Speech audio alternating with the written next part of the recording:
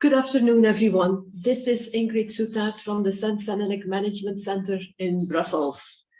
Welcome to this Senelec webinar on LVD topics.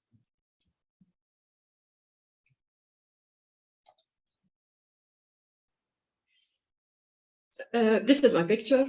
I am a program manager at the Department on Electrotechnology, and I will be your moderator for today. Today's webinar will be on several topics related to the Low Voltage Directive, and the aim of the webinar is to provide you practical information regarding the preparation of harmonized standards intended for citation in the official journal under the Low Voltage Directive. But before starting the presentations, I would like to remind you that all attendees are by default muted. And I will ask you also to switch off your cameras. You have the possibility to ask questions during the session, but please use the Q&A button because the chat box is disabled for everyone. We have quite a full program today, so I cannot really promise that we will be able to verbally reply to all your questions during the webinar. But we will do our best to provide short written answers as much as possible. And in any case, all the questions and answers raised today will be made available on the Senelec website, together with this presentation and the recordings. Today's program includes the role of Senelec BT Working Group 143-1 LVD and the legal framework. We will speak about the HAS system and OJEU referencing. Also, the specificities of the LVD will be discussed. We talk about interaction between the European Commission, Ernst & Young or EY, and technical committees, how we prepare standards for citation in the official journal. Then we will have a small comfort break, I guess around 15:10, after which we will continue with information on safety-related risk assessment and risk reduction for the low voltage equipment. We will talk about normative references and standards, use conditions in standards, and then we close with some conclusions and a way forward. I would like to ask all speakers, please stick to the timing that was allocated to you so that we will be able to close the webinar shortly after 4 o'clock this afternoon. And now I would like to give the floor to our first speaker today, Nadine Peterman. Nadine is the German permanent delegate at the Senelec Technical Board. And she is also the convener of the Senelec BT Working Group 143-1 on LVD and the legal framework. Nadine, please, the floor is yours. Thank you, Ingrid, and also from my side, a warm welcome. In the next 10 minutes, I would like to give you a rough overview about the role and objectives of the BT Working Group, LVD standardization in the European regulatory framework. And next slide, please.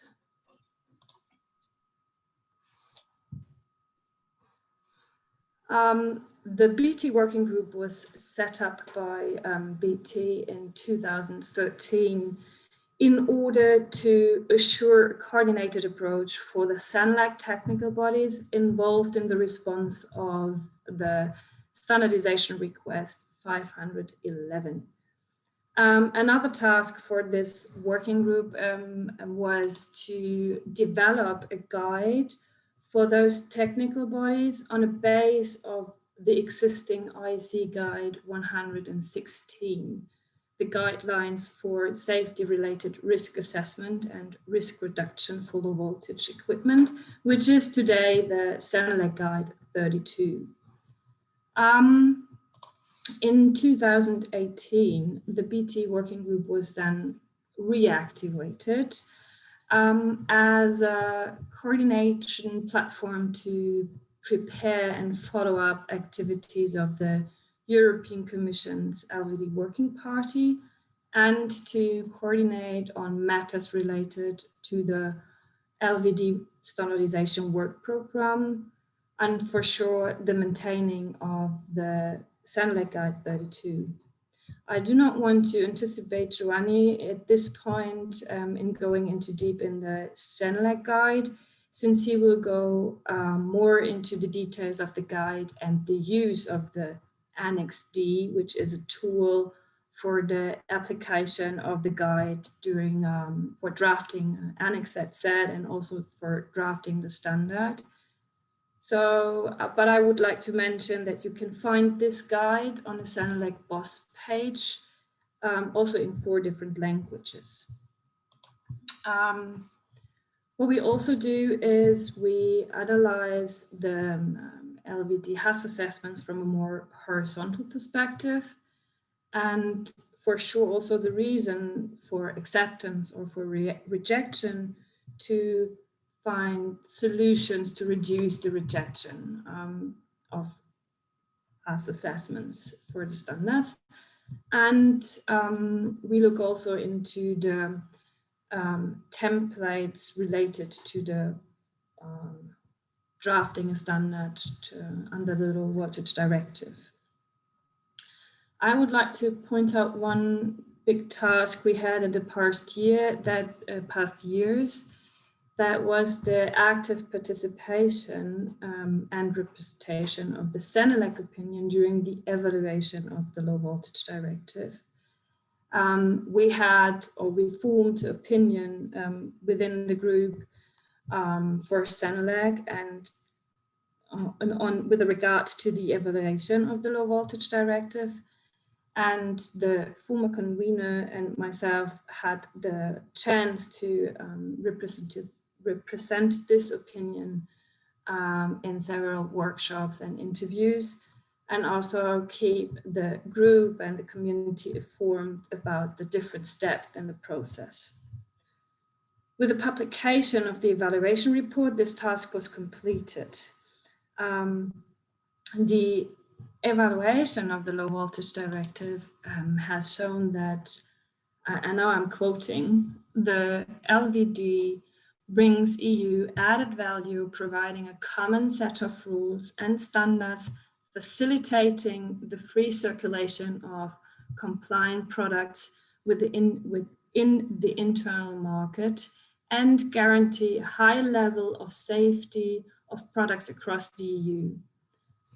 This positive result is for us the best practice of how the European system is still fit for purpose, certainly for the electrotechnical sector and for SENELEC.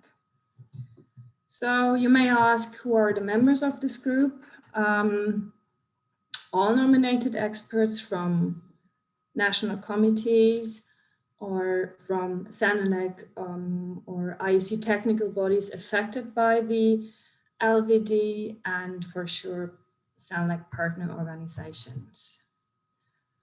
So with the next slide, I would like to point out two things. Yeah, another click, please.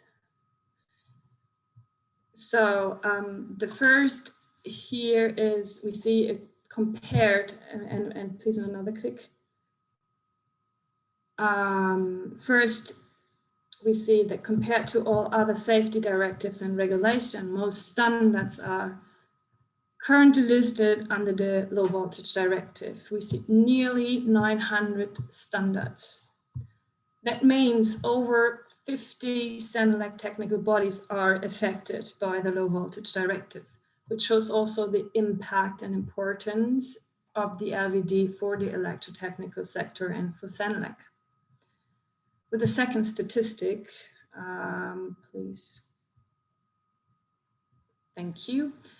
With the second statistic, I would like to point out the international relation of the cited standards. So we know that the electrotechnical sector relies on international trade, meaning electrical and electronic products today represent a large category of goods worldwide. generating about 20% of world trade. Our practice are geared toward bringing European interests into global practice, meaning SENLAG with its members and stakeholders are extremely committed to the international first principle. This international first principle established by SENLAG is reflected in a Frankfurt Agreement with the IEC.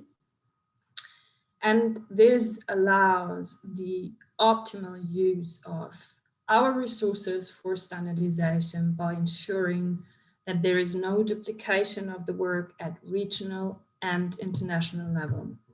So the blue bar shows the identical adoption of IEC standards as ENIC.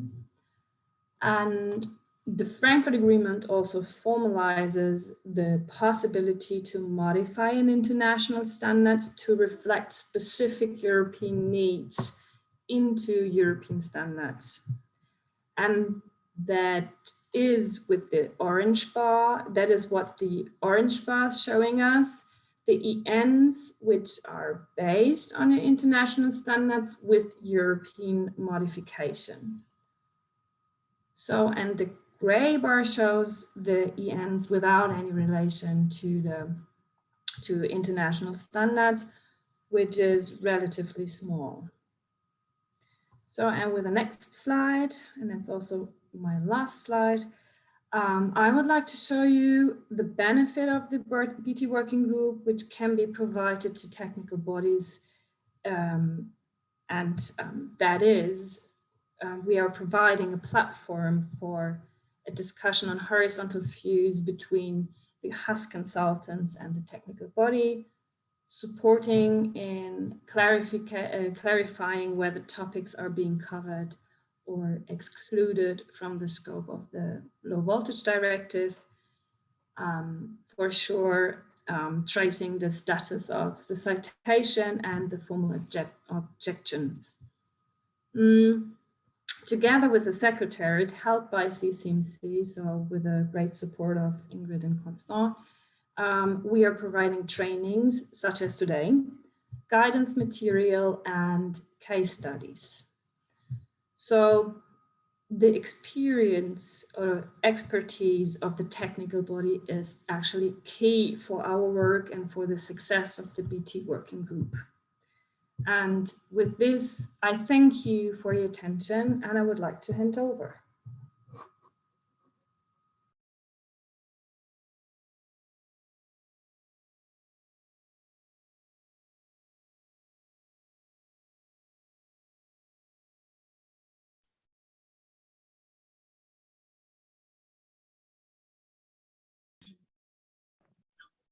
Is it okay? Yeah, thank you very much, Nadine. Sorry, some technical issue with Arno. So my name is Constant. I take also the opportunity to present myself. Hello from Brussels. I work from the Select Management Center and also supporting this webinar. So indeed, thank you, Nadine, for this presentation and for underlining the role of the BT working group in that respect. And I think at this stage, it's very important to note that the development of harmonized standard, as you know, is done by technical committees, but there are a lot of different actors which are involved in this process, leading to the citation of the standard in the official journal and the presumption of conformity. So it's very important for you as a technical expert involved in technical committee to know that actually you are not alone in this task, and that there are different actors that are supporting you. So the BT working group, CCMC as well, but also the European Commission, as you may know, is very much involved in this process. And that's why I'm very pleased to hand over the floor to Federico Musso from the European Commission, from DG Grow, from the unit dealing with standardization from an horizontal perspective, who will give us some insight about the policy frameworks that governs the development of European harmonized standards. So Federico, thank you very much, and the floor is yours. Thank you. Good afternoon, everybody. I hope you can hear me well. I have been asked to provide you with some information about the process and the roles of the leading to the citation in the official journal of harmonized standards. More precisely, I will focus on two specific aspects which are particularly relevant: the work and the role of the HAS consultants, as well as the way of publishing the references on the official journal by the European Commission. So in fact, thank you for changing the slides. This is the starting point, the necessary legal basis for all this process. Regulation 1025 of 2012, known as the Standardization Regulation, basically regulates the process, the European standardization process, in support of EU legislation and policies. So this is important to stress. It does not regulate at all the majority of the technical standardization work, which is market-driven, own initiative, and there's no relationship whatsoever with European legislation. It only regulates the process. It specifies the roles and all the applicable rules to the specific part of the standardization work in support of the standardization system of the European Union policies and legislation. Another important element, I think many of you have heard about the James Elliott ruling. The James Elliott judgment is end 2016, which clarified an important element of harmonized standards, basically stating the legal nature of harmonized standards after they have been cited in the official journal, not before. They are considered a measure of EU law, and even if they are not legal acts, of course, they are not directives or regulations, they are still part of the broader body of EU law. So the court in this judgment stressed the importance that because these standards are developed by private organizations, the public oversight is essential to ensure the democratic legitimacy of this legal effect. Hence, the controlled delegation that is regulated in the standardization regulation, and more particularly in these articles 10.1, 10.5, and 10.6 of the regulation, which Article 10.1, just to sum up, is about the preparation of a standardization request. Article 10.5, the assessment during the drafting process. And Article 10.6 specifies the process for the final evaluation and the publication of references of the adopted standards in the official journal. Next slide, please. So, as many probably of you already know, there was a previous system of consultant. In the past, it was called, I think since the 90s even, SEN consultants. Then they were called, for a couple of years, new approach consultants. We financed the system via a grant, but these consultants were contracted and managed by the Sensenelec Management Center. They did not cover the work, standardization work carried out by ETSI, only Sen and Senelec's works, and not even all sectors. And the role was pretty broad in advising the technical committees. They did not only assess the conformity of the standards, but of the draft standards, but also provided active support in terms of, for instance, drafting and discussions on the content. Once the Court of Justice delivered the Elliott ruling, the Commission services started to more systematically and more thoroughly verify and assess the conformity of standards in order to comply with the court's ruling. And they found themselves very often not agreeing with the positive assessment of the new approach consultants.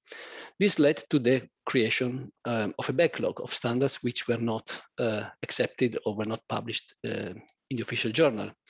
I think you all know about the situation that was generated some years ago by this. So next slide, please.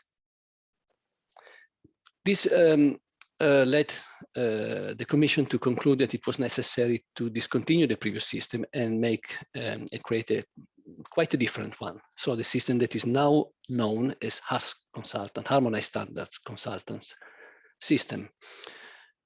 This was also because we had indeed, it was confirmed by the court, this legal obligation as Commission to assess the draft harmonized standards developed by the ESOs, but we lacked the resources and the technical expertise to do this task in a systematical manner.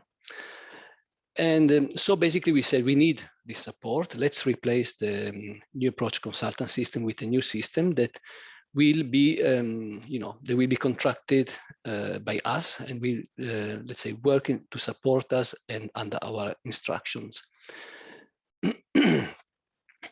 So basically, the new system was launched after a public call for tenders on 1st of April 2018.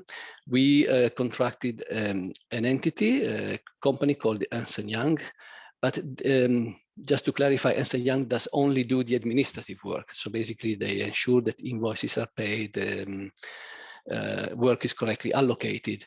Or when it comes to the technical instructions, the trainings, the provision of guidance documents to the consultant, it's always the commission which is in charge, as well as the reports of the consultants, they report to us. And in effect, we provide all the criteria for assessment. And if you go to the next slide, how does it work? First of all, we decided it must be a clear separation. Basically, they have to do the same work that the Commission has to do.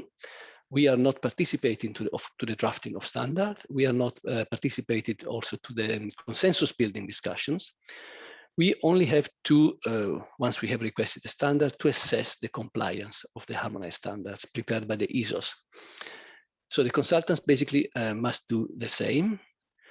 And I think this is also particularly important because if you participate otherwise, like in the past, to the drafting or of at least parts of the standards and also to the discussion, to the consensus building negotiations within the TCs, then you have, when you assess the compliance of the standard, to the very least, you run the risk of having a sort of intellectual bias. So the assessment must be truly independent. We also introduced very clear conflicts of interest rules to avoid, that they respond also to other possible private interests.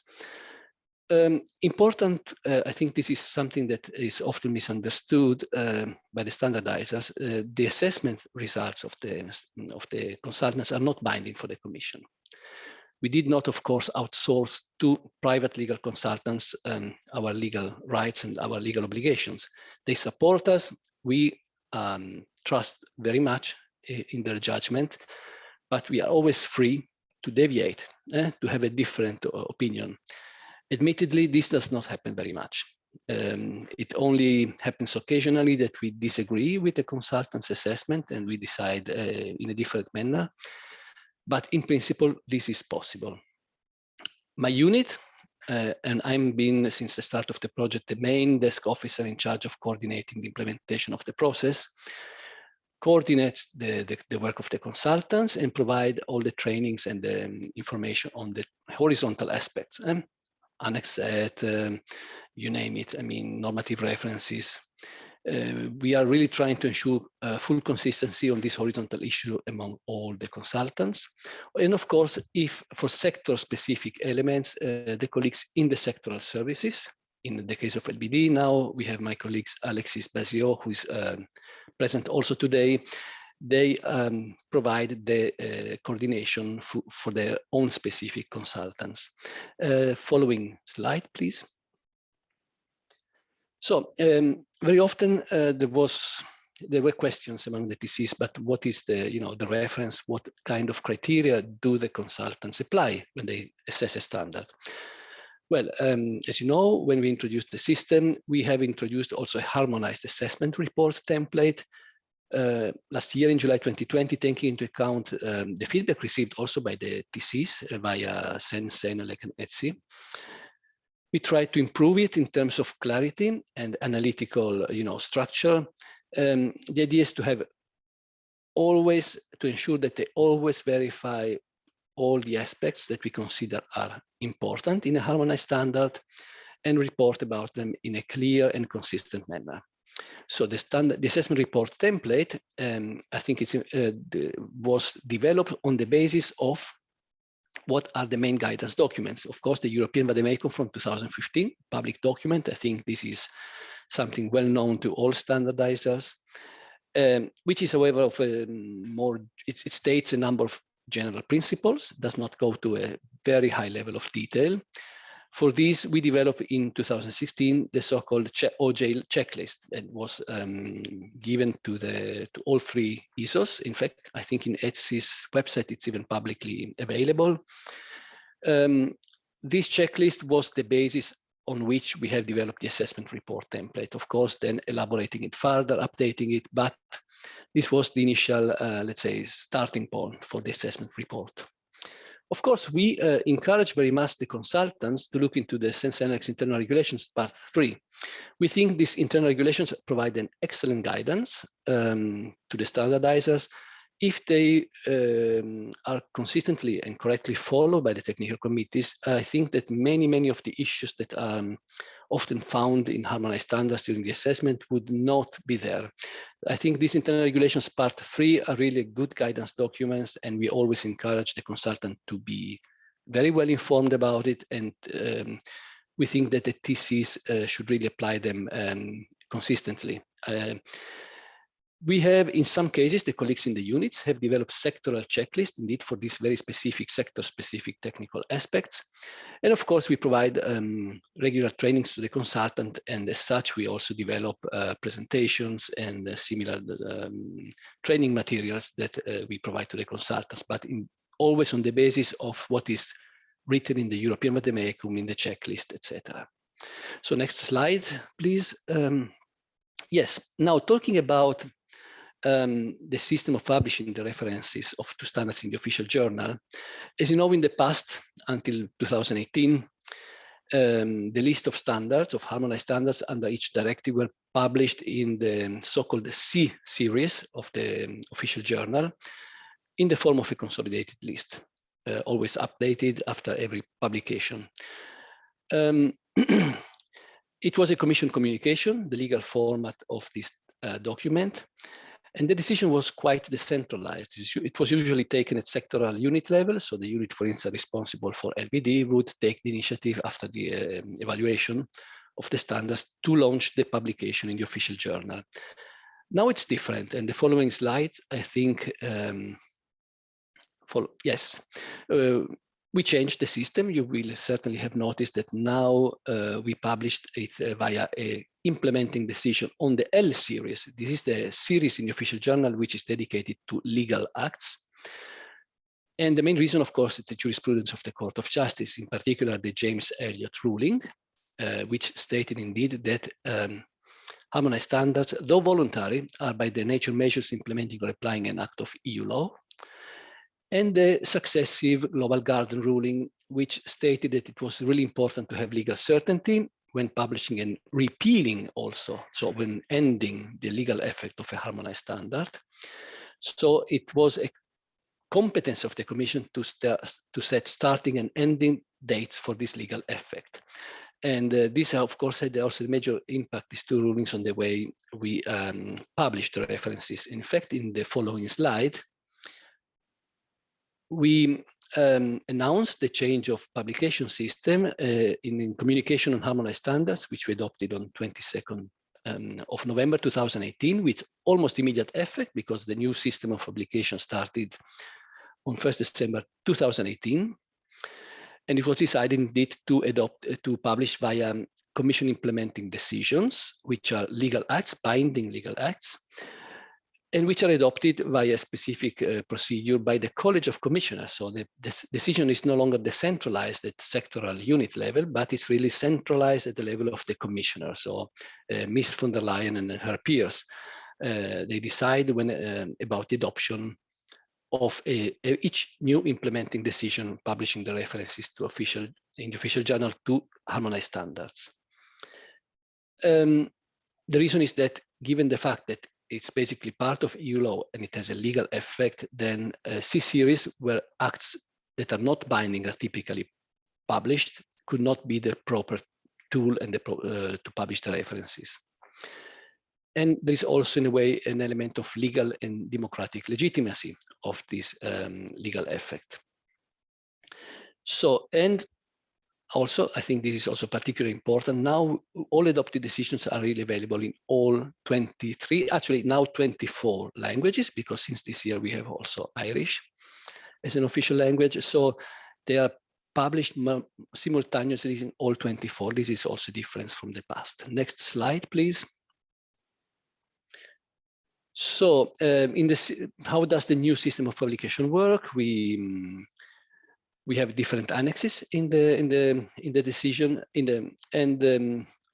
we basically specify what are the new references published in the official journal, what are the references published with a restriction in case this applies, and what are the withdrawn references, setting also an ending date to the legal effort, which can be in the future. Usually there is always a transition period granted to the legal effect of the previous version of a standards, which is not terminated on the day of publication, but it's usually a number of months later.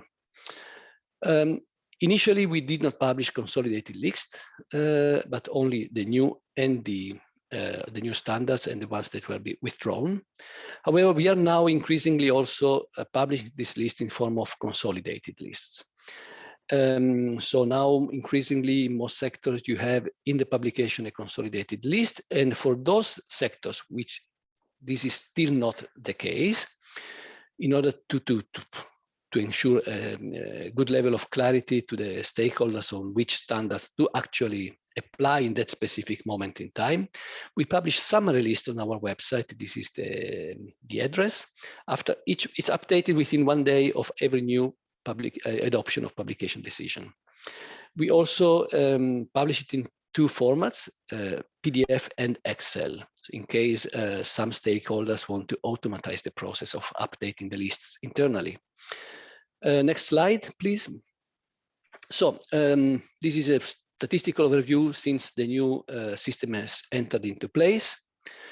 Okay, in 2018, it was only December, so there was only 1 publication decision in this first month of introduction of the new system.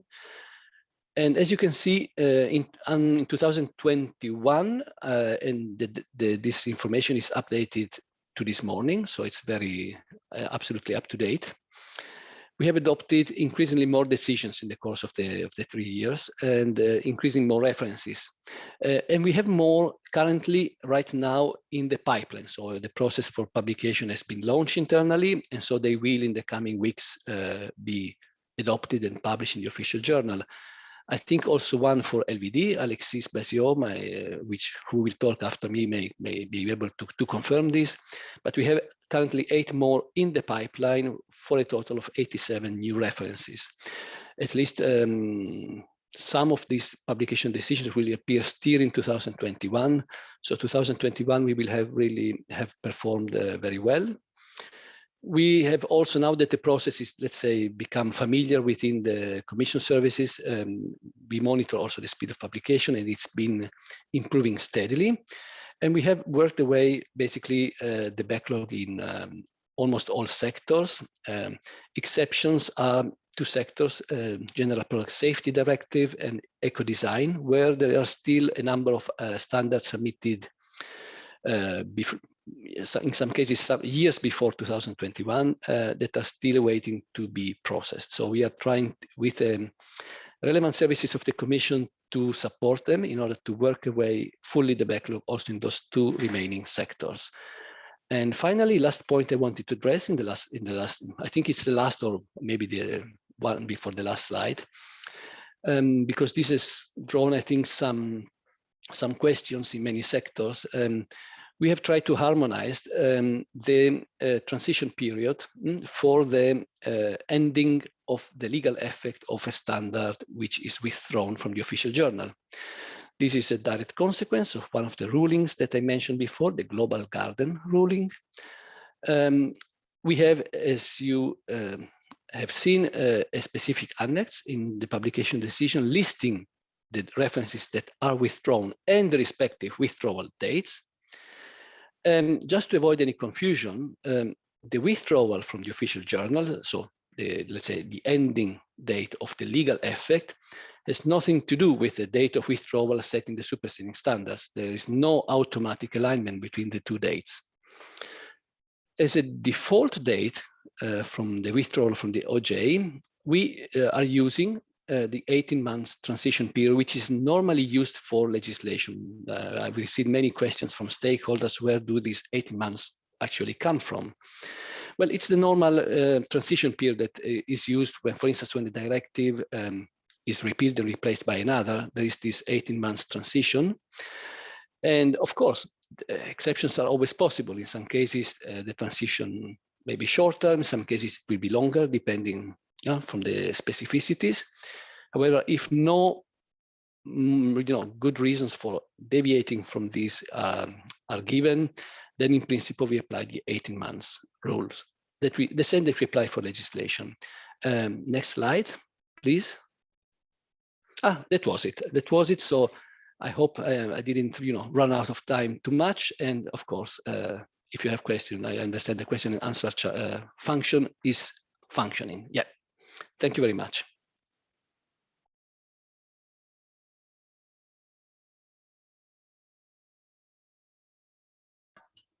Thank you very much, Federico, for this global overview on the framework governing the development and citation of harmonized standards. I believe it's always very useful to bring this recap for the understanding of all those that are involved in the development of standards.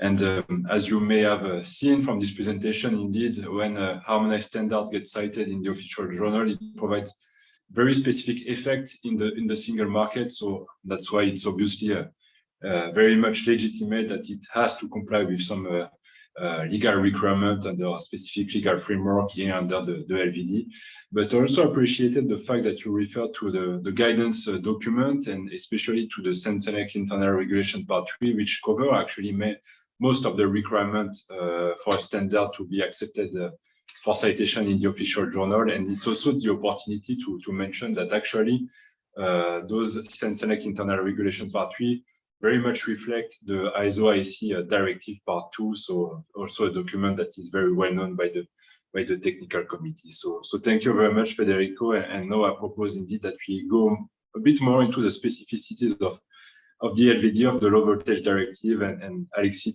thank you very much for stepping in that respect.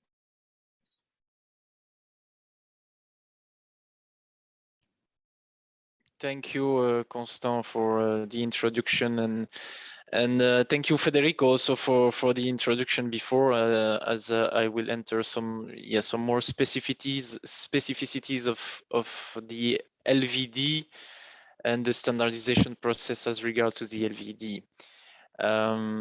So yeah, next slide, please. The first point that I will bring is beginning of this year, the Commission published its staff working document on the evaluation of the LVD. This is an exercise that is done every 4 years approximately to assess the effectiveness, the efficiency, the coherence, and the added value of an existing and ongoing applying directive.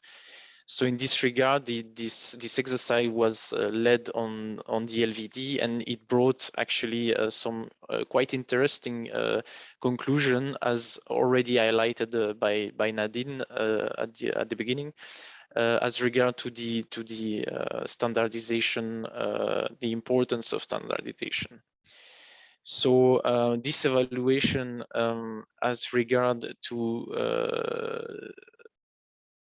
the effectiveness of the LVD concluded that it facilitates, basically in its state as of now, it facilitates the trade within EU as regard the internal market. And then the second point is that as regard also to the internal market, the harmonized standards are tools, are useful tools that allows to basically comply and access the market more easily. So those two outcomes also gives good results or yeah, good result as to ensuring that safe products are distributed on the internal market. Obviously, it was pointed out that there is still room for improvement, but those improvements are more outside of the scope of the LVD, I would say. We know that market surveillance is obviously governed by other regulation than only the LVD. And there was some suggestions about introducing a conformity assessment procedure for riskier products. However, those were, I would say, majority remarks. So that was highlighted by some of the person interrogated during the evaluation. As regard to the efficiency of the LVD, all the stakeholders gave the feedback that overall the directive is efficient, and by means that the benefits gained from the application of the directive usually outweigh the costs. By means that in general there are more benefits of buying a standard and applying it than the cost of the standard itself. So yeah, there was also room for improvement highlighted by stakeholders, which were the costs for marking and documentation and standards. But again, this is highlighted by minority of stakeholders and usually smaller businesses. Next slide, please. Yes, as regard to the relevance of the LVD in its current state, the evaluation report concluded that the safety objectives are met, and that it's a key issue for the competitiveness between the manufacturers, actually, to ensure that all the products that come onto the market are all safe and judged on the same base. It also obviously prevents diverging regulation between the member states. As you may understand, if there was no LVD, each member state would have a different regulation for electrical products or safety of electrical products. Also, as to the relevance, we see obviously more and more of products, electrical products, integrating radio emitting capacities, which means that more and more these devices shift from the LVD, while falling under the LVD, to the Radio Equipment Directive. Now, it's to be understood also that the Radio Equipment Directive basically covers the main requirements, health and safety requirements. They are referring to those of the LVD. Additionally, as a room for improvement in this regard, some stakeholders brought that it could be interesting to remove the lower voltage limits. However, again, it was brought by a minority of stakeholders, and there was no clear indication of the benefits of removing these lower voltage limits. As regard to the coherence of the LVD, there are strong interplay of the LVD with other directives, which mainly are the Radio Equipment Directive and the Machinery Directive. Some issues as regarding to the coherence were highlighted by stakeholders. However, they all agreed that the I would call it issues, but the misunderstanding that could come are mainly related from the other directives and not from the LVD. And in this regard, actually, the new machinery regulation, which is currently under co-decisions, provides more clarity as regard to the interplay between the Machinery Directive, LVD, and Radio Equipment Directive. The conclusion as regard to the EU added value of the LVD, it's that the impact is more attributable to the activities of the standardization bodies, market surveillance authorities, and the business that interpret all those requirements and apply them, then which are in support basically and enhance and enable the directive. So here we see a clear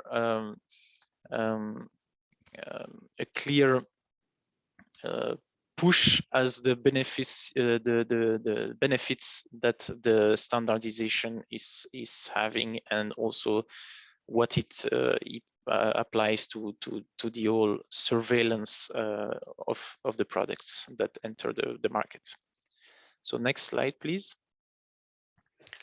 So in conclusion of this evaluation, as you may see, okay, the directive, and there are a few room for improvement, but is rather seen as relevant, effective, efficient, coherent, and having EU added value. So there is no revision foreseen for the moment of the directive. So next slide, please. Now, to accompany the directive and further make understandable to a more extent the content of the directive, the EU has drafted, the Commission has drafted together with stakeholder and other interested organism, as drafted guidelines to apply the LVD. So what it has to be understood, it's that the guidelines are not a legal text. They basically give explanation on elements of the directive and how it is to be applied. Yeah, and as I said, those guidelines were drafted in collaboration with stakeholders, which are national authorities, industry bodies, and standardization bodies. For the time being, the guidelines are still understood as being relevant and efficient, so there is no intention to update them in the short term. But obviously, it's as same as the revision of the directive itself. There is always a revision of any documentation which is available. Next slide, please.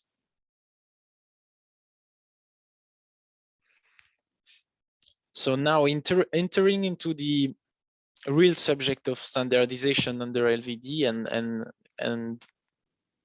under the real activities which are ongoing or were ongoing. The latest publication of standards date from 22 June 2021.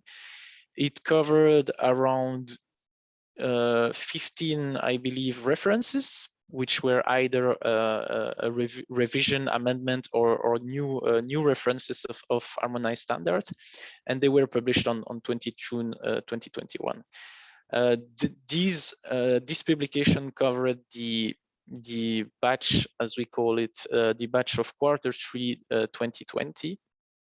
Okay, in this you'll see there is some delay there. Obviously,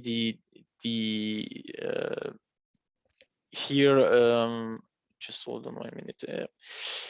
There was actually some translation issue as regard to the Irish translations. So this is the reason why there has been a so great delay in publishing those standards. Then now, as mentioned by Federico, there is one in the pipe, which is quite a big one, which will cover actually the batches of received for publication for the Q4 of 2020, Q1 of 2021, and Q2 of 2021. It will cover around, I believe, if I'm not mistaken, approximately 40 to 50 references. And those were grouped together in order to have a consistent view of the year. There was obviously some backlog in there, so this situation is not expected to happen again for the next batch and for 2022, obviously. Yeah, so and the last point, so the next publication I forgot to mention is, so it's in the pipe. It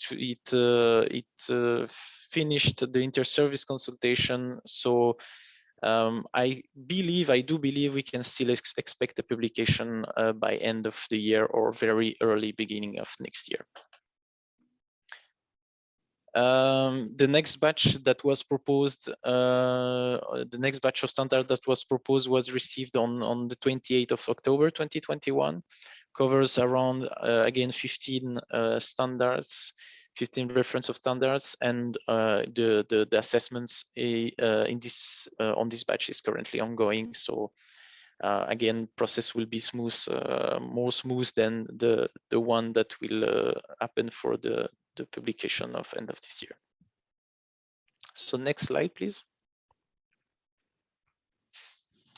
During those assessments, there are obviously we based our assessments on the as consultant assessment.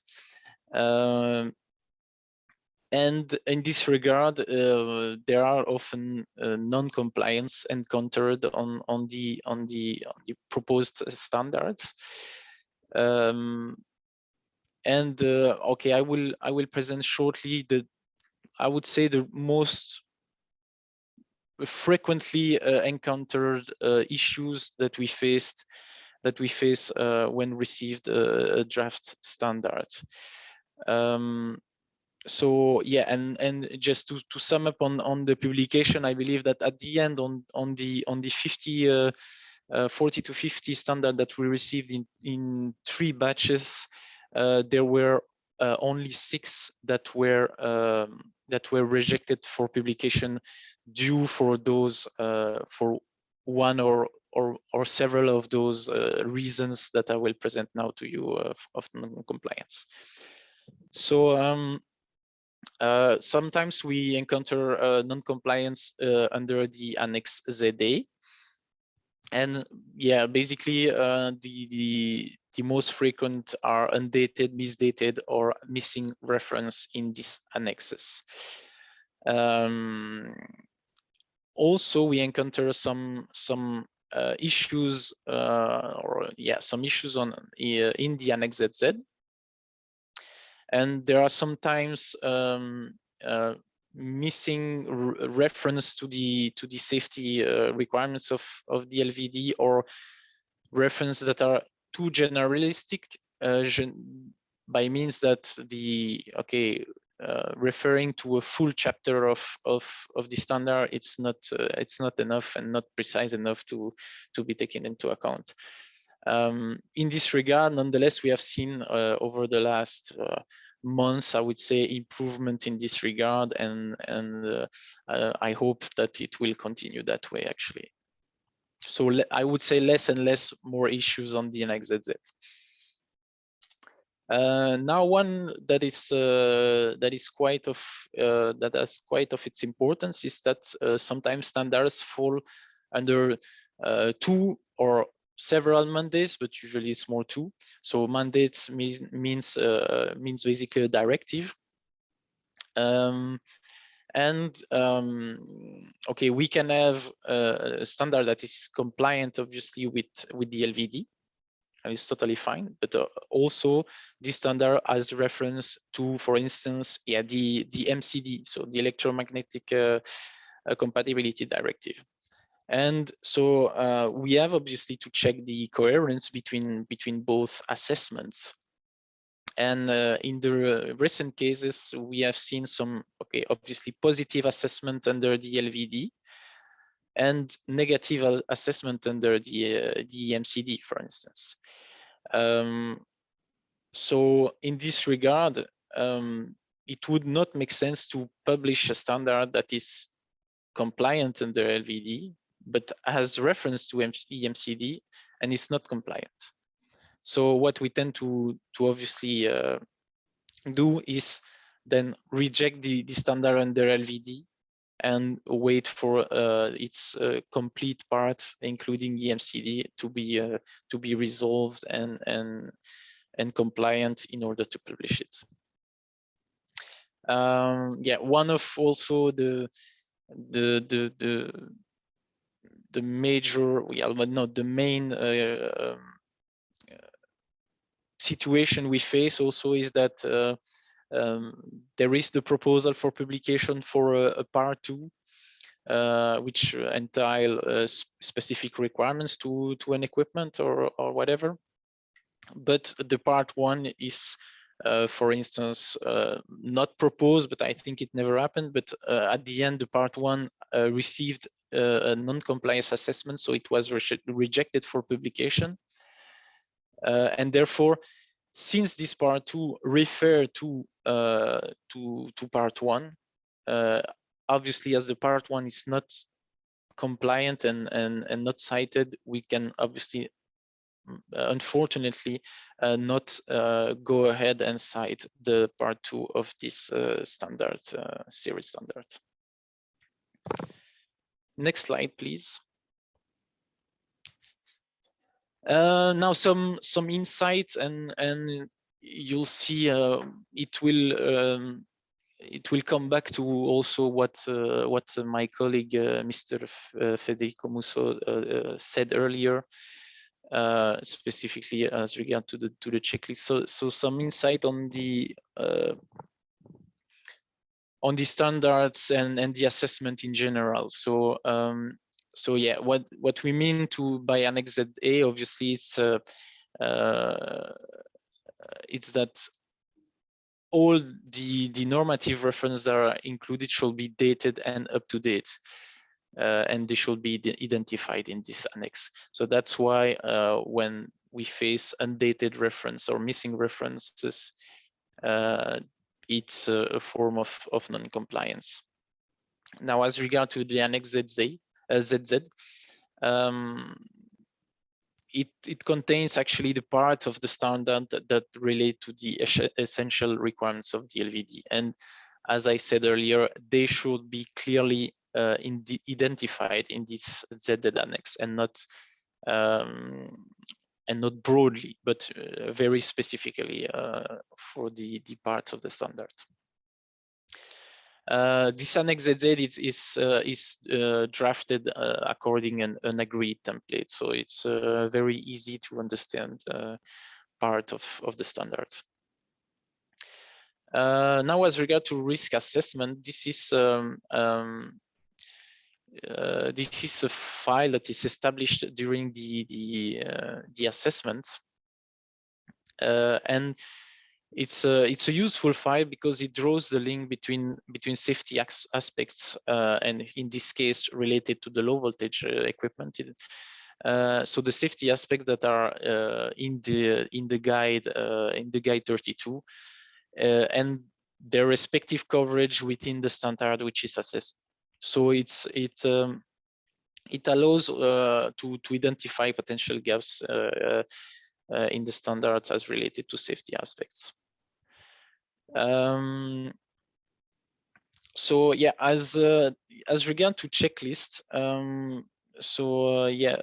Federico mentioned that it's some sectors have checklists. However, the LVD does not have a sector, and many of other sectors actually are not having this checklist, basically because it's the overall feeling, and as expressed also by Federico, is that the existing document in the hands of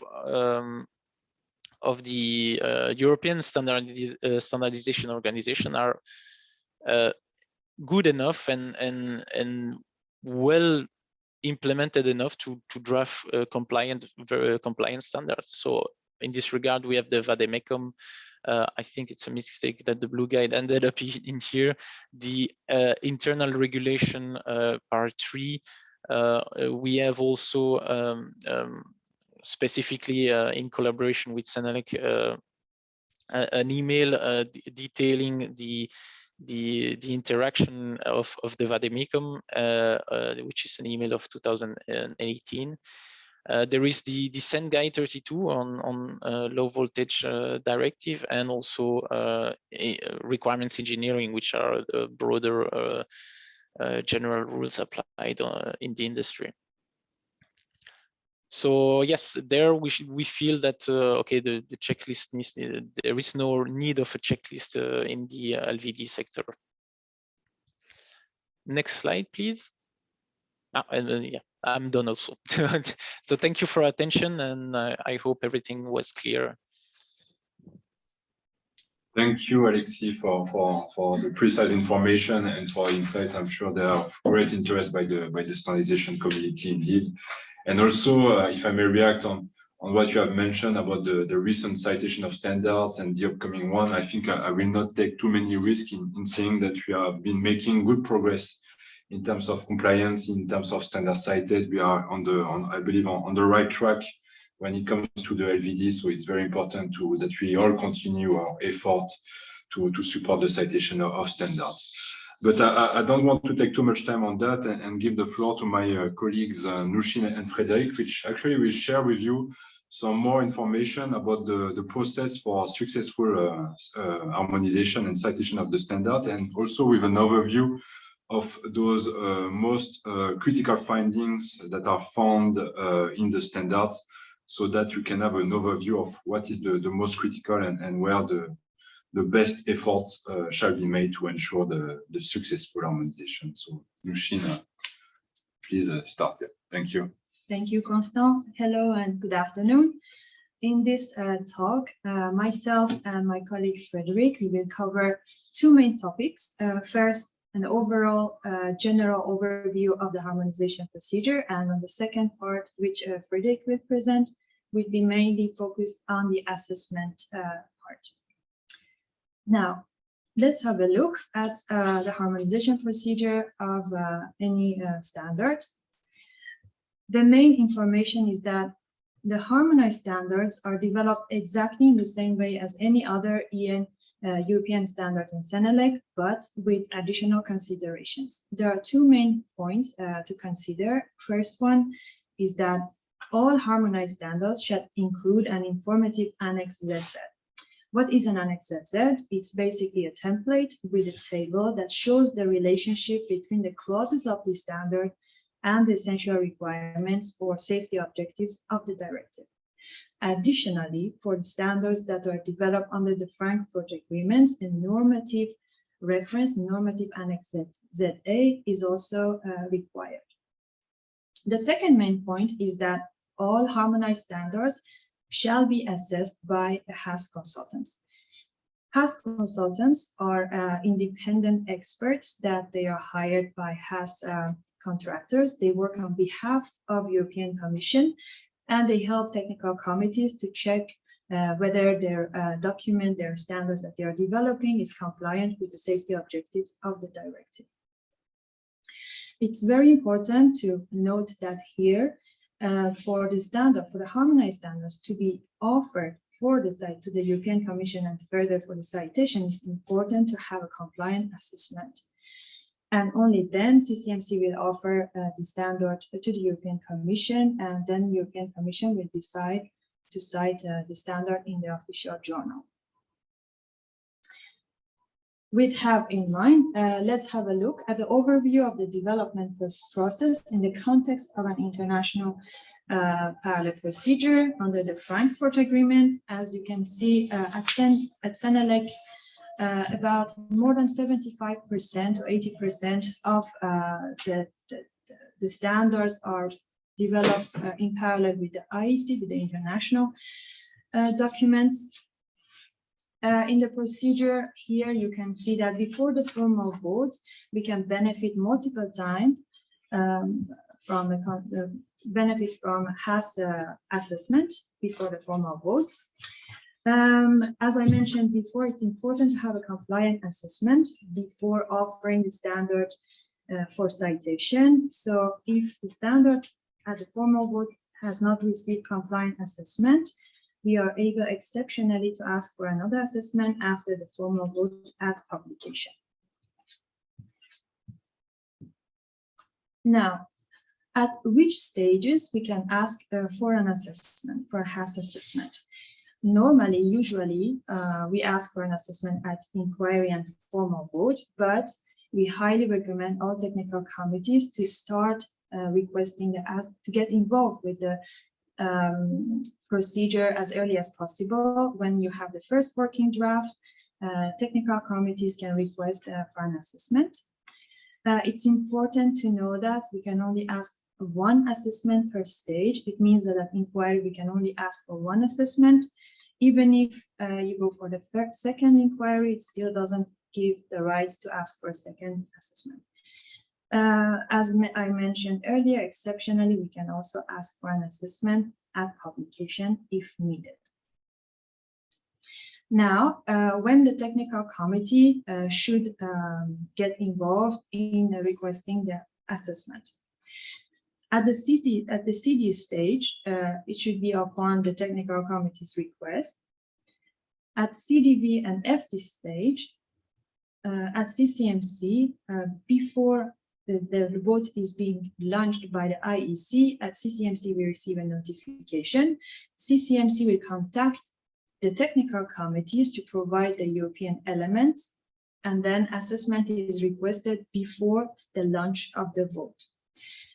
It's important to remind that here, if at FDs we do not receive the compliant assessment, the document, the ENIEC, will not be published until the compliance issue will be solved. For this reason, we have also an exception. Exceptionally, we can request for a publication assessment if it's needed. This part would be more discussed in the second part of the presentation. Now, for the homegrown standards, at the first working draft, it's the same upon the technical committee's request. It's important to know that for the inquiry and formal vote stage, when the thesis secretaries are submitting the drafts to CCMC, they should also provide the European elements, and CCMC will request the HAS assessment when the translation starts. At the formal vote, it should be noted that if the assessment outcome is negative, the formal vote will be delayed for 12 weeks, giving some time to the technical committees to decide how to address the lack of compliance. Now, what type of documents are needed? What kind of document the technical committee needs to deliver to CCMC? As it was mentioned in the previous presentation, for ENIECs under Frankfurt Agreement at the first working draft stage, we need the draft standards, because at this stage CCMC does not have the draft document, so the technical committees need to provide this. Having risk assessment or Annexes ZA is recommended to show certain level of how the document will cover the safety objectives. But at inquiry and formal vote, Annexes ZA and Annexes ZA are mandatory. CCMC for Annexes ZA, CCMC can deliver a draft, but then technical committees should update this, and it will be under their responsibility. The risk assessment is also obligatory at this stage. Also, we recommend to include the responses to the consultants' comments from the previous stage. Also, exceptionally, if it's needed, we can ask for an assessment at the publication. The important note here is that all these elements should be, at each stage, should be resubmitted, sent as a package again to the CCMC, even if it's unchanged. Once the assessment is submitted, maximum 5 weeks after the submission, the results will be available and uploaded on the live link available to all technical committees. The communication with the HAS consultants can be directly via email before or after the assessment is delivered for further discussions. For meetings more than 4 hours, the TC secretary or project manager can make the request using a specific link. And you should keep that in mind that for all sort of communication, always keep your technical project manager at CCMC involved. However, most of you probably know that since April 2021, the communication with the HAS consultant is temporarily suspended by the European Commission, and the European Commission is looking for a solution to resume the normal communication procedure.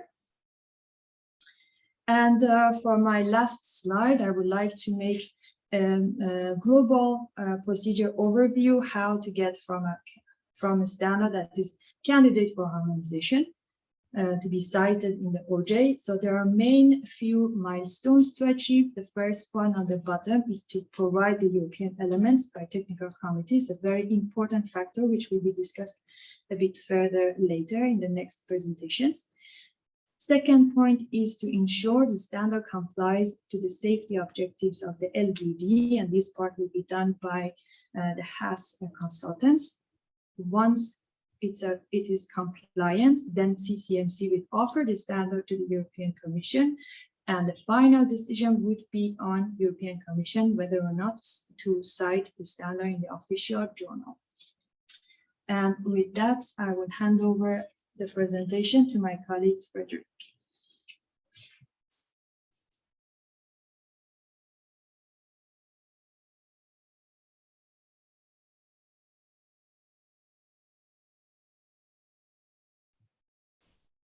Thank you, Anouchine. Good afternoon, everyone. So I'm Frédéric Manao, and I will talk about the life of the standard after the final assessment.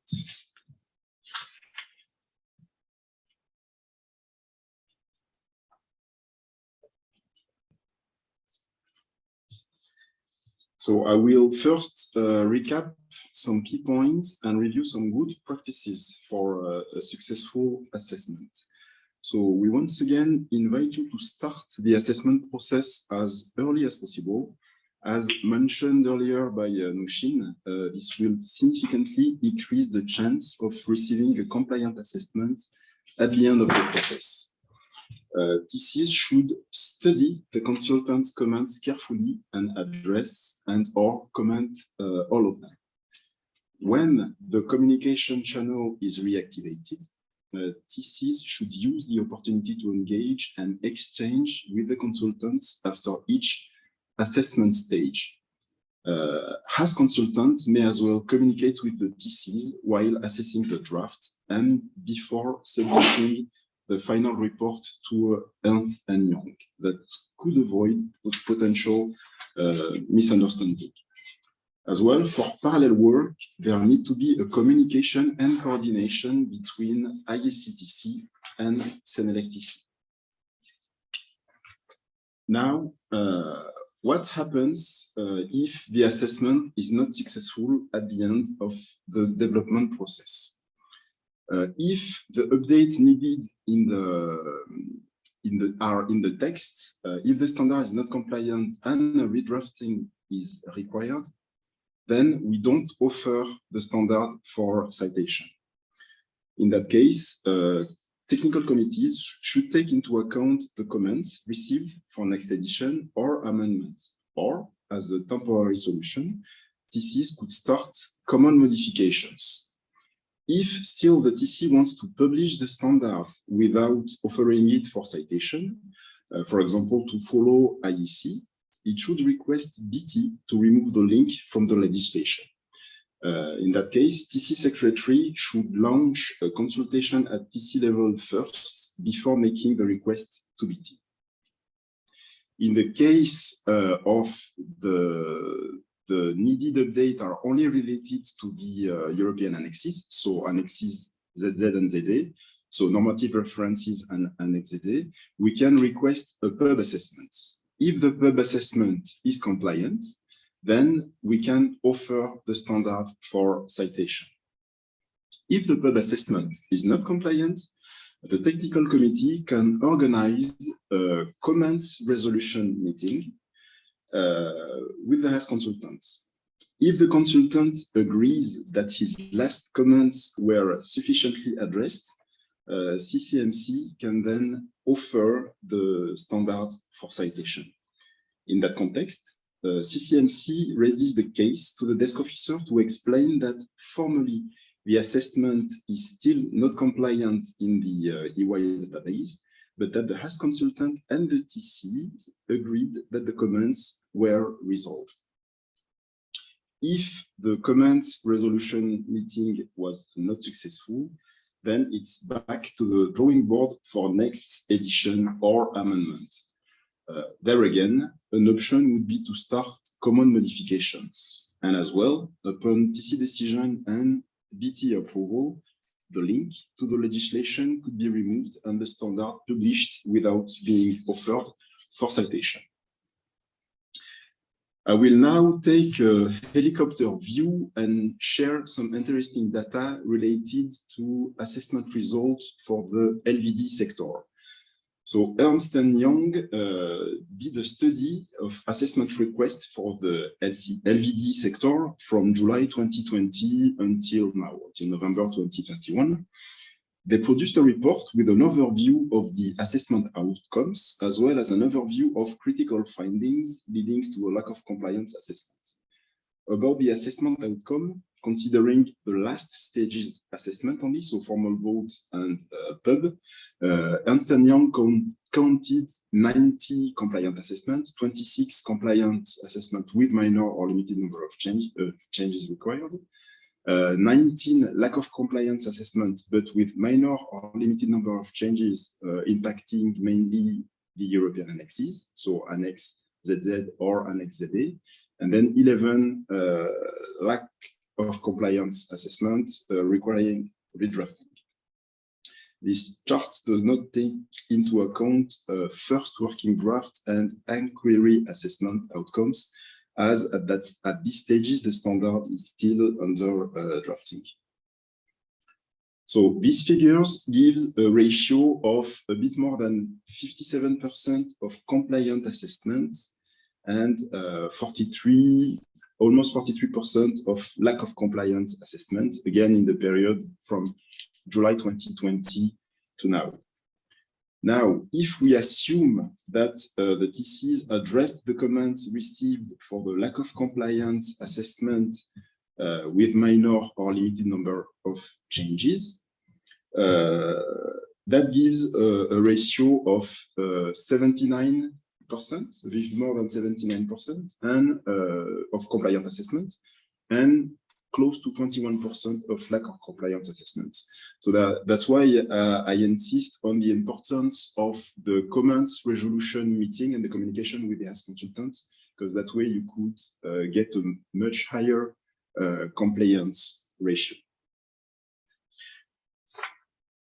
When assessing a standard, the HAS consultant uses a template in the formal assessment report to identify critical findings that led to a lack of compliance assessment. That is the template mentioned earlier by Federico Musso. So Ernst & Young, EY, used this template to report on the overview of critical findings. So this is an overview of all projects related to the LVD assessed from July 2020 to November 2021. So it's a global view. We can already see in this slide that the critical findings having the bigger impact are mostly related to European annexes and less related to the standard text per se. For example, risk assessment related issues have a contribution of 21% and are ranked third after normative references issues and Annex ZZ issues. Since it's a global view, elements having the biggest impact could be different in the specific context of your TC. So by making a chart out of these critical findings, we can see what items have the most impact on the lack of compliance assessments. More than 39% are related to Annex ZA, so normative references. 35% are related to Annex ZZ. So the Annex ZA, the normative references elements are here in yellow and orange, I would say, and the Annex ZZ impact are here in blue. So again, 39% related to the normative references, 35% in total related to the Annex ZA, and more than 21% related to the risk assessment. Out of this overview report and these charts, in the context of the LVD, we can tell that ISE standards are fit for purpose and experts are doing a very good job. Attention has to be drawn to European content, mostly.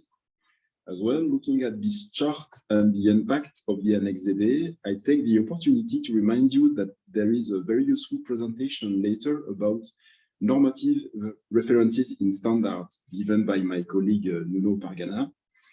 As well, just after the break, Giovanni Cassinelli will tackle safety-related risk assessment and risk reduction for low voltage equipment in his presentation. Now some update on CNLEC BOSS. As you know, CCMC is here to help TCs and give guidance in their harmonization, in their harmonized standard development endeavor. In that context, the CNLEC BOSS has been updated with guidance on drafting harmonized standard in the context of the Frankfurt Agreement. You will find more details on the development steps, the documents to provide, as well as links to forms and templates. Talking about forms and templates, the general checklist for harmonized standard is available there. It is there to help you in the process of developing standard. It can, for example, help you check if the key points have been addressed and if all the needed elements and documents are included in the package. It could be, for example, very useful for recently appointed project leaders. For your information, this checklist is mandatory for homegrown projects and highly recommended for ENIST standards. It has to be delivered to CCMC together with the needed elements for assessments. It's for CCMC use only though, so it will not be included in the assessment package. Lastly, the matrix of responsibilities has been recently approved by BT. So the aim of this matrix is to better detail the tasks for technical body officers, conveners, and experts responsible for the development of harmonized standards.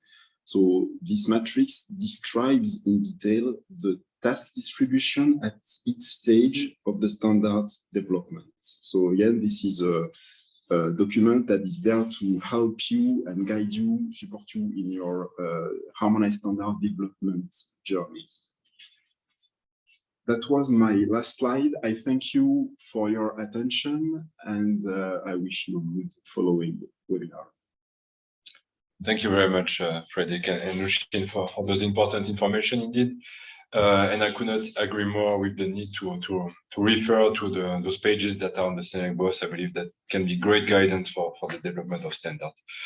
Since we are running a bit late in the schedule, maybe I can propose a 5-minute break for us, and let's reconvene at 5:30 actually. So 6-minute break, and we start again with the presentation, I believe, on risk assessment. So thank you very much, and see you in a bit.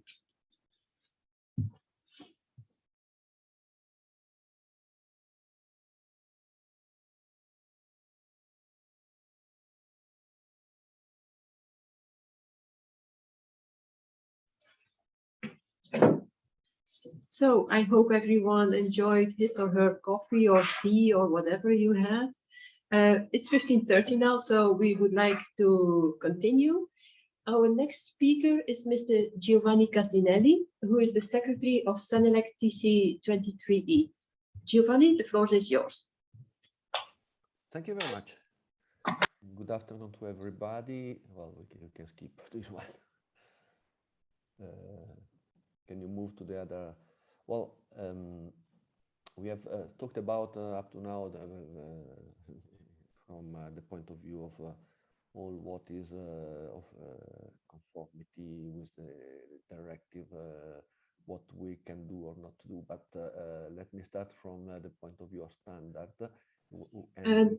Yes? Giovanni, this is Ingrid. Sorry that I interrupt you, but would it be possible to raise the volume a bit? Because Yes. we have difficulties in hearing you. Why not? Why not? Is this better? Perfect, thank you. Okay. Okay. Sorry. We start from the standard. Standard. Well, as you can see, I put, of course, safety as a right as a more bigger character because we are in this case focused on the safety, even if the standard in itself could cover other important point. Next slide.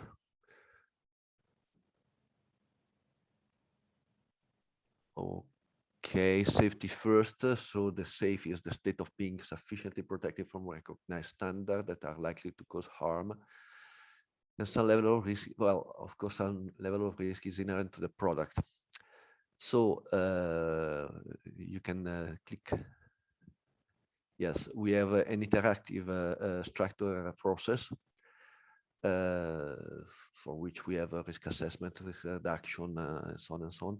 And we have, of course, some issue that could impact on this process. For many standard, we have the process which is implicitly applied but not documented, and in this case, it could be a problem for the process.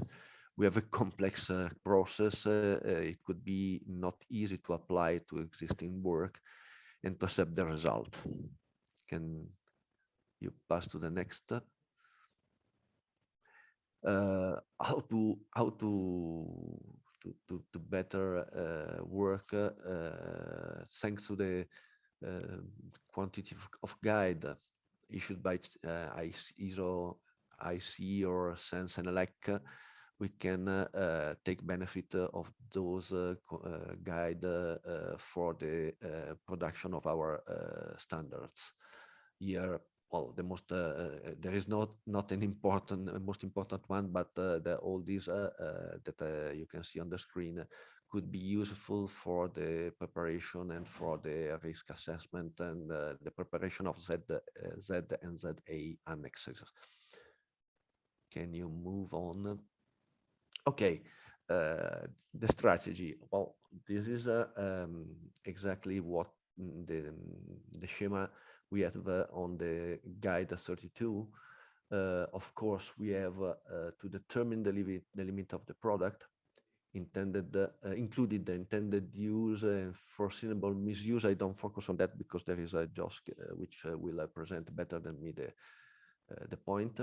We have to identify the hazard and the associated situation, hazard situation. We have to estimate the risk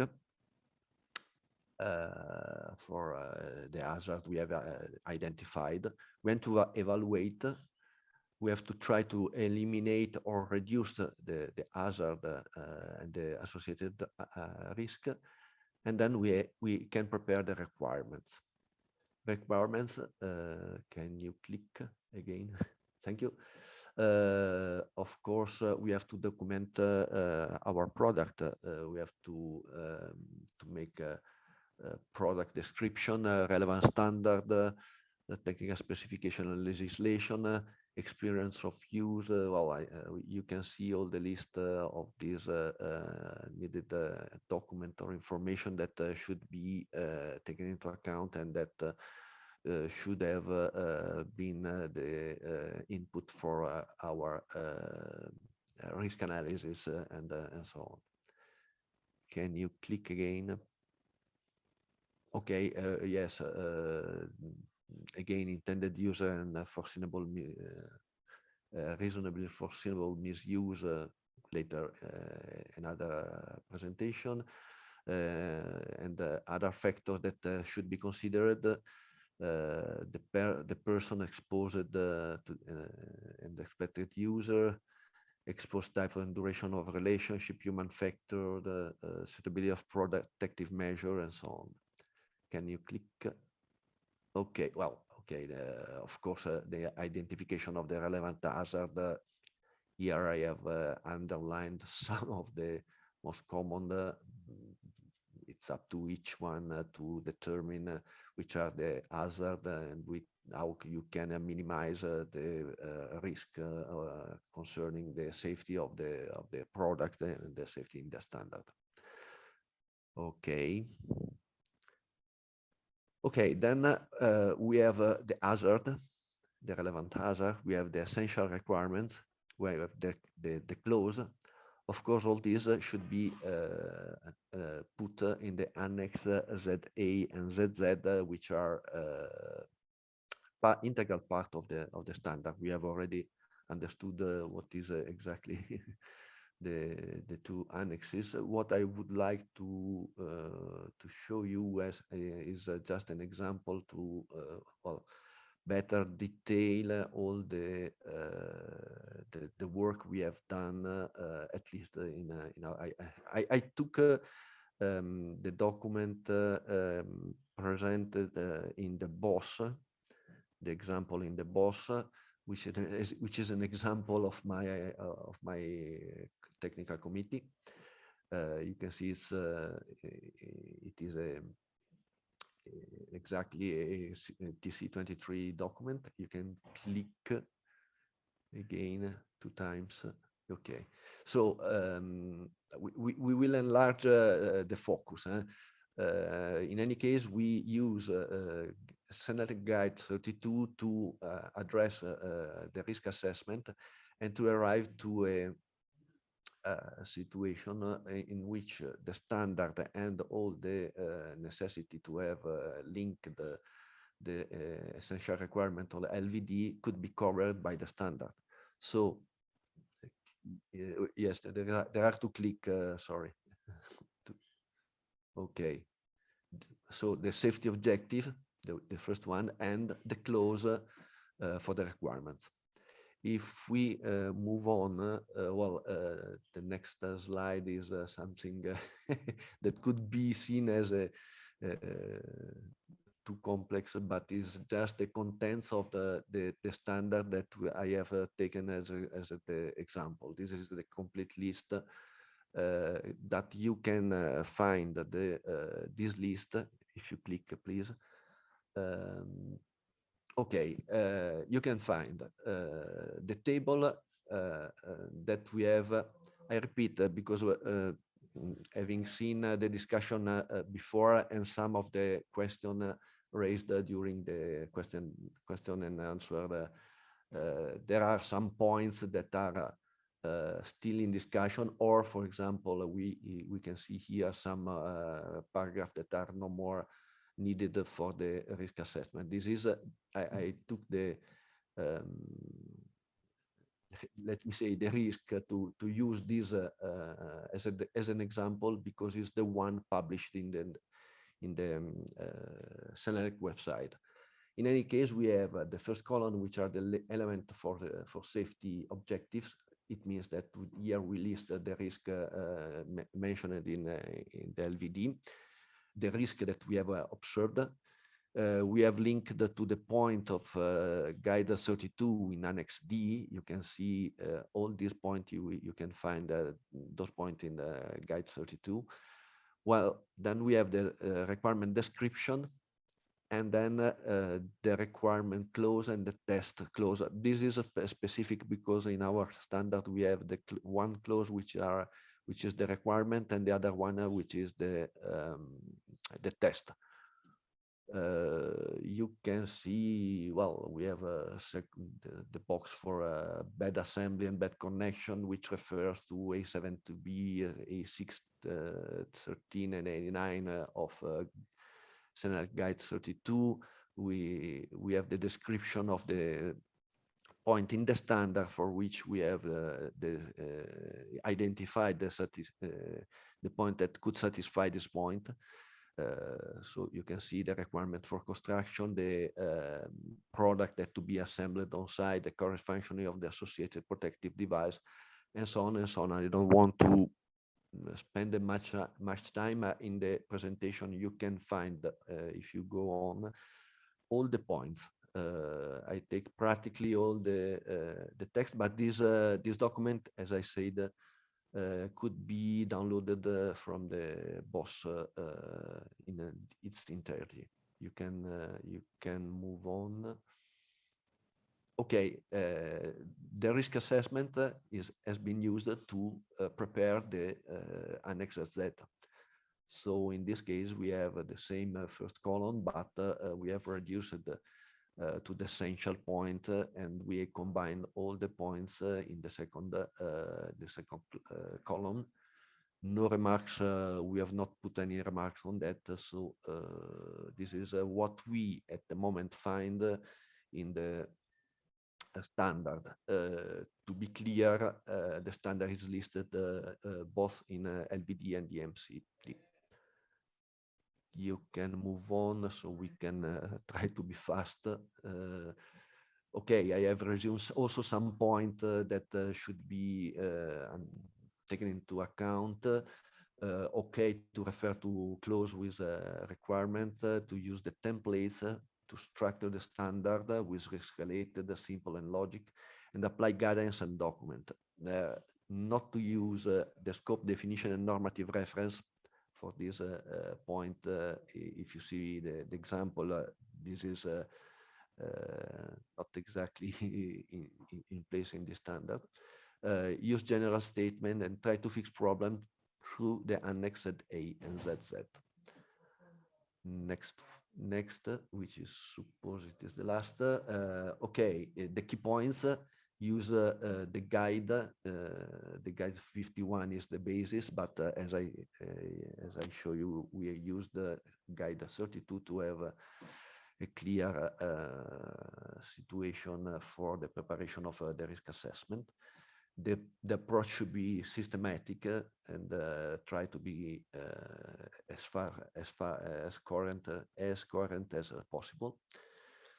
To be inclusive with regard to the stakeholders, try to keep simple. Otherwise, with the exchange with the as consultant, it could be complicated to understand each other. And document the drafting of the standard, because the risk assessment is part of this documentation. Risk assessment is one of the very important document that should be taken into account when preparing and referring to the essential requirement of the LVD. The last one is just to thank you for the attention, and I hope not to be too fast for the presentation. Thank you very much. Thank you, Giovanni, indeed, for those insights and for sharing the example made by your technical committee. That's very relevant to address one of the most critical points when it comes to lack of compliance of the standard. So I believe that's a good basis for the different technical committees to build on that. And without waiting, I would like to hand over to my colleague Nuno, who's going to present another very recurrent issue which relates to the lack of compliance of standard and which relates to the normative references, which is very much a cross-cutting issue in Senelec, but also in SEN. So thank you, Nuno, in advance for sharing information about this topic. Good afternoon, everyone. Thank you, Constant. So on the screen here, you can see the structure of this presentation. So first, I will provide some basic guidance on the use of normative references for all standards. Then the second part of the presentation that I will provide is about some specific guidance on the use of normative references in harmonized standards. but having in mind the European Commission requirements for citation in the official journal. So moving to the next slide, please. So I will kick off by saying that the CEN-CENELEC Internal Regulations Part 3 provides the drafting rules for CEN and CENELEC documents, and this also means that provides specific rules for the use of normative references in standards. The Internal Regulations Part 3 can be downloaded from the CENELEC BOSS page. If you have doubts, you should take a look at the document, but CCMC can also provide you some support if needed. In the next slide, so clause 15 of Internal Regulations Part 3 is about the clause on normative references. This is clause 2 that lists the documents that are cited in the body of the standard in a way that some or all of its content constitutes requirements of the document. Clause 2 is mandatory, even if there are no normative references used in the standard, but it is informative. This means that it provides information to the user of the standard on what are the normative references used in the standard. Clause 10 of IR3 provides the rules for referencing documents, and more particular, what are the documents permitted and not permitted to be referenced in the standard, and specific conditions for the dating and undating reference. I will not have time to go through this part now, but it's at the end of the presentation, some additional slides that you can go through after this webinar. On the next slide. So when you are preparing standards in parallel with IC, so hEN-IC standards under the Frankfurt Agreement, the normative references need to be listed in the Annex ZA. And this is an annex, European annex, only for CENELEC that provides the correspondence between normative references in international publications with their corresponding European publications. The Annex ZA has some particular aspects to take into account, important ones. The first one is that it's a normative annex. The second one is that it replaces the references in the body of the standard. It is quite important to use correctly the template of the Annex ZA. And as a general rule, if the IC standard includes normative references that are not dated, this means that the hEN-IC standard should also include normative references that are undated, because this is a pure adoption and no modification is foreseen. But again, this is a general rule, and you will see later on that for harmonized standards, there is a specific rule for that. So moving to the next slide, you can see that this is the template for the Annex ZA. The important message to pass is that the text of this template should not be modified, and the technical bodies at CENELEC level are responsible to filling the table below regarding the normative references in the IC standard with their corresponding European publications. If you need some support, you can contact CCMC that can help you with that as well. On the next slide. So now we move to the second part of the presentation, which is about guidance on the use of normative references in harmonized standards. So the European Commission position on normative references is much stricter than our internal regulations part 3. So Federico Musso already explained that following the EU court cases, the James Elliott's, the Global Garden, the Commission has changed some internal procedures regarding assessment and citation of standards in the official journal. Standards form part of a legal system, and consequently, the normative references should be dated in harmonized standards to provide legal certainty. The Commission also indicates that the use of undated normative references provides a dynamic reference that is very difficult for the Commission to control. So whenever undated normative references is revised, the Commission is not really checking that, and there is a risk of losing presumption of conformity. In the next one. So this slide was already briefly mentioned by my colleague Frederic. It provides an overview of the critical findings leading to lack of compliance assessment for the LVD sector. And if you click once again, there is an animation. As you can see that there were 26 cases out of 154 where one of the reasons leading to lack of compliance was the use of undated normative references. And there were 35 cases where the issue was basically the use of outdated normative references in the Annex ZA, for instance. So not only the Annex ZA is important when you are drafting harmonized standards, it is very important as well that you correctly draft the Annex ZA because there are Commission requirements on normative references. The next slide. So if you wish to draft an harmonized standard and you want to include a normative reference, there is an important question to ask. Is the normative reference included in clauses of the harmonized standard, providing presumption of conformity?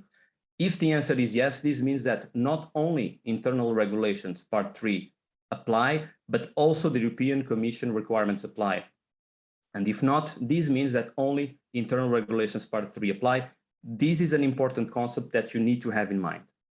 In the next slide, if you're drafting homegrown harmonized standards in support of LVD, so standards that are not drafted in parallel with IC, purely Senelec harmonized standards, please have in mind that the normative references should be dated not only in the clause 2, but also in the text of the standard. And as you can see here, and if you click once again, please, as you can see here, on the left side, you have the clause 2 of the homegrown standard. Everything is listed and dated, and below you can see that the technical body correctly as well dated the normative references in the body of the standard. So this is a good example. Moving to the next slide. Now, if we're talking about EN/IC harmonized standards, the situation is different. Normative references shall be dated through the Annex ZA. So if the IC standard contains normative references that are undated in the clause 2 and in the body of the standard, there is nothing to do from your side. Watch in the body directly of the standard, of the IC standard. What it needs to be done is to date those normative references through the Annex ZA. On the left side, you have clause 2 normative references of an IC standard. In this case, the TC at IC level decided to date all the normative references. This is great, but they didn't have to date. It could be undated, but we use this example. On the right side, you can see the Annex ZA. What is important is that in the first column, you need to indicate all the normative references in the IC standard. In the fourth column, you need to indicate the corresponding European publication. And the most important message is that in the last column of this Annex ZA, you need to date all the date of the last edition of the versions of the European publications. So this is very important.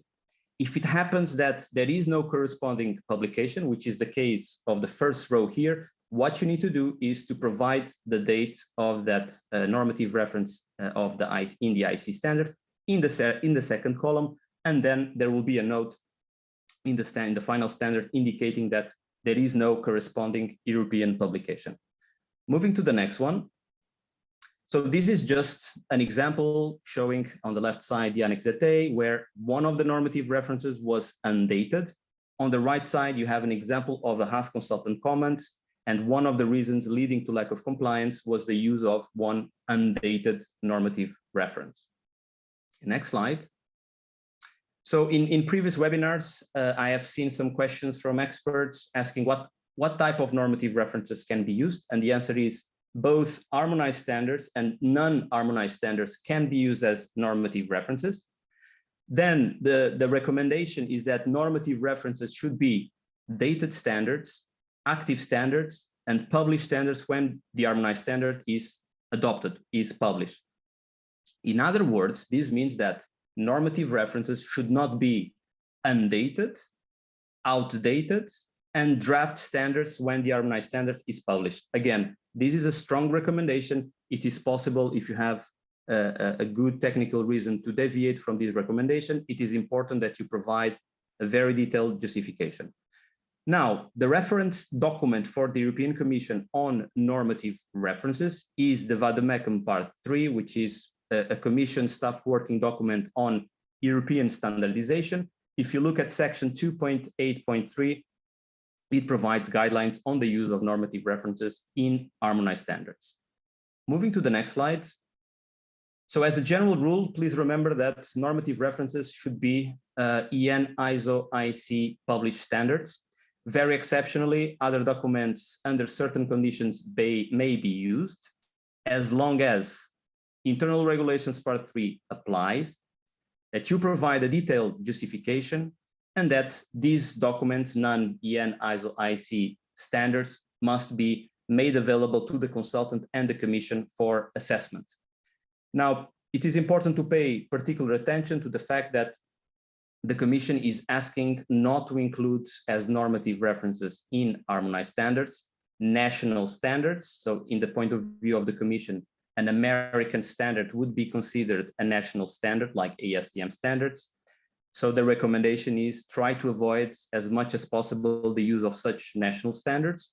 If this is not possible, then you need to provide a justification. You should submit that to your CCMC project manager, and then CCMC should go back to the consultant, to the commission, to ask whether it is possible to make an exception and to see whether they would accept the inclusion of such national standards. Moving to the next slide. So here is just a slide to complement what I just said previously. On the left side, you can see that ASTM standards have been used as normative references. On the right side, you can see a comment from the HAS consultant. In the red box below, you can see that the use of ASTM standards is an issue. So at least the TC needs to provide a justification explaining why these ASTM standards have to be used. Moving on. So here is just to say that in clause 2, if we are referring to homegrown standards, or in the Annex ZA, in case of EN/IC standards, it's quite important to avoid referring to all parts if we are talking about a series of standards. So on the left side, you can see Annex ZA. At the bottom in the box, you can see that one of the standards is not dated. And in the last column, you can see that the whole series is referred. And looking at the right side, there is a comment from the consultant in the red box indicating that all the normative references of a series need to be listed. So all parts of the series need to be listed in the fourth column. And it's also important to indicate the dates of those parts of a series. So if you continue adding this annex in the Annex ZA, the series, this would mean for the consultant that the normative reference is undated. Moving on. So to conclude my part of the presentation, Internal Regulations Part 3 is still the reference document on normative references, but it is also true that the European Commission has stricter rules on normative references for legal certainty. Normative references is still considered one of the main reasons leading to lack of compliance assessment or rejection of standards in the official journal, not only for LVD, but for all sectors. Therefore, the default solution for harmonized standards is that it is important to date them in the Annex ZA of the EN/IC harmonized standards. If you are dealing with the homegrown standards in support of LVD, this would mean that both the clause 2 and the body of the standard should all be dated. The recommendation on normative references is to date, make sure that they are active and published. If you wish to deviate from this recommendation, do not forget to provide a very detailed justification. And last but not least, flexibility exists in case the normative reference is included in clauses of the harmonized standard that do not provide presumption of conformity. So in this case, only Internal Regulations Part 3 apply. So that was it from my side. In the next slides, you can see that there are a number of background slides about Internal Regulations Part 3 that we can skip. And you can take a look at them at the end of the presentation of the webinar. And yeah, we will reply to your questions in the chat box or after the webinar. Thank you. Very detailed and useful presentation. Thank you so much, Nuno. And indeed, in case there's some question about the practical implementation of this, don't hesitate to contact your CCMC program manager, because it's true that in the past we had the tendency to focus on Annex ZZ, but now we can surely say that the Annex ZA is becoming as important as the Annex ZZ in that respect. So this is really a crucial element for the citation of the standard. So we are a bit late in the schedule, but bear with us, or at least if you have to move, please be ensured that webinar will be shared on the CENELEC website so that you will not miss anything. But I would like to introduce you to the last speaker of today's webinar, with Jos Remy, the convener of the Sustainability Working Group 15, which we will share with us some information about the famous topic of the use condition in standards, very much relevant under the LVD indeed. So Jos, the floor is yours. Thank you very much. Thank you. And welcome and good afternoon, everyone. And as you can see my details there in my picture, I was the convener of the VT Working Group 15, and I will briefly tell you a little bit about what happened there. I will be as brief as possible, seeing the time. So first slide, please. A little bit of history, because a lot of people are asking, why was this group even established? The origin of that has started with a discussion between EU regulators and standardization on the term reasonable foreseeable misuse, and especially in the EMF area that created some problems and discussions. At that time, TC 106X has decided that they would start to create a technical report on describing what that would mean for them. Now, in the CENELEC rules, when you start a new project, you need to get approval by the PTs. And in this case, when the question was raised to the PTs, there was quite some discussion on whether that project should be allowed or not. Because it was felt at that time there was a need for a wider alignment of these terms across the areas. They thought it was relevant for not only for EMF, but also for safety, EMC, environment, security, etc. And they also felt that it should be applicable to all products and not just a limited amount of products. That discussion went on from one group to another group and eventually resulted in the creation of the CENELEC BT Working Group 15. And you can see there the decisions to create that both on CEN side and on CENELEC side. Next slide, please. Now, what were the problems that were needed to be tackled? Well, first of all, the standards are not aligned. They use slightly different terms with slightly different interpretations. And that problem did not only exist in the standards, but also in the regulations. We found that they were not aligned and they used similar but different terms with different interpretations. And that, of course, creates a lot of problems and discussions. And that was found to be the cause of the just mentioned problems in the EMF area.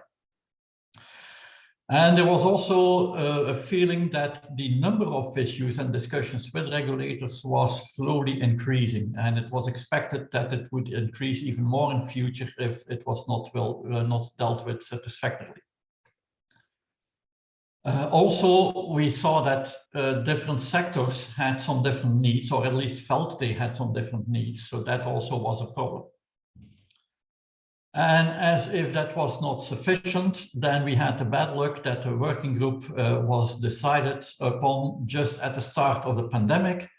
So we had to start working right at a time where we were not allowed to see each other face to face anymore. So if you click one more time, then you can see there were a lot of issues that made it very difficult to align. And certainly in the first couple of months, we almost felt like the banana there that was trying to sit up straight, but always fell down again. So it took us some time to really overcome that, but finally we succeeded and we made some progress. So next slide.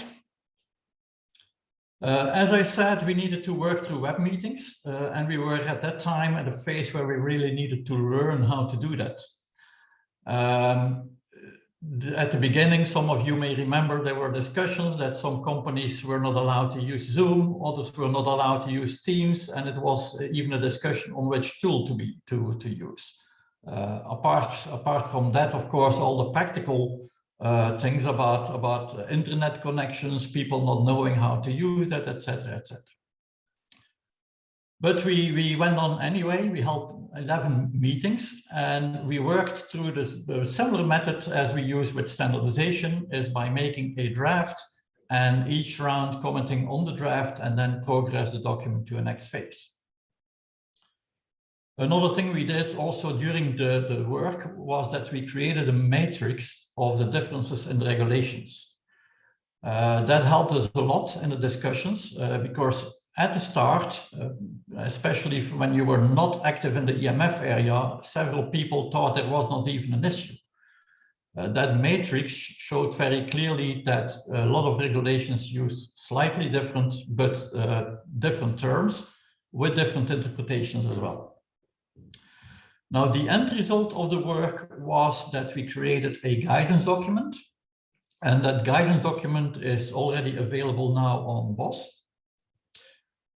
In that guidance document, we used common understandings and not really definitions. Although when you read the document, the common understandings are written in a very similar way as definitions. But the reason that we didn't call them definitions was that, as said, there are currently different ways of interpretation and different ways of wording it in different standards and regulations. And we didn't want to create a guidance document that would then be used by people to say, now you have to use this definition. So that's why we avoided to create definitions, but we did write common understandings that read almost like a definition.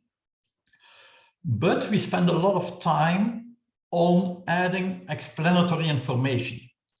And we did that for each use condition that we describe in the document. Because very often when you read a definition, it is still possible to have different understandings, or at least have still open questions on what does it mean in this or this situation. So we've tried with the explanatory information to give a much better view on what exactly this would mean in certain areas.